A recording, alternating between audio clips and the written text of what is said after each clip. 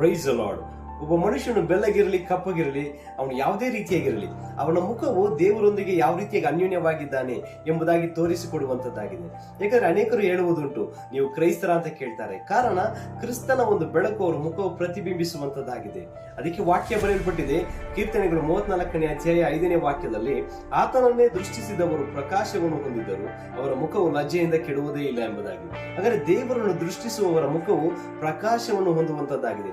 ಅನೇಕರು ಕ್ರೈಸ್ತರಾಗಿದ್ದರೂ ಅವರು ದೇವರ ಪ್ರಕಾಶವನ್ನು ಕಳೆದುಕೊಂಡವರಾಗಿ ಹೆಸರಿಗೆ ಮಾತ್ರ ಕ್ರೈಸ್ತರಾಗಿ ಜೀವಿಸುವವರಾಗಿರ್ತಾರೆ.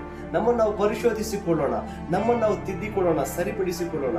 ಯಾಕಂದ್ರೆ ದೇವರ ಸಮ್ಮುಖದಲ್ಲಿ ಅತಿ ಮುಖ್ಯವಾದ ಕಾರ್ಯ ಯಾವುದಂದ್ರೆ ಪರಿಶುದ್ಧರಾಗಿ ದೇವರಿಗೆ ಭಯಪಡುವವರಾಗಿ ನೀತಿ ಮಾರ್ಗದಲ್ಲಿ ನಡೆಯುವವರಾಗಿರಬೇಕು. ಆಗ ದೇವರ ಒಂದು ಬೆಳಕು ನಮ್ಮನ್ನು ಆಳ್ವಿಕೆ ಮಾಡುವಂತದ್ದಾಗಿದೆ. ಯಾಕಂದ್ರೆ ಲೋಕಕ್ಕೆ ನೀವು ಬೆಳಕಾಗಿದ್ದೀರಾ ಪ್ರಿಯರೇ. God bless you.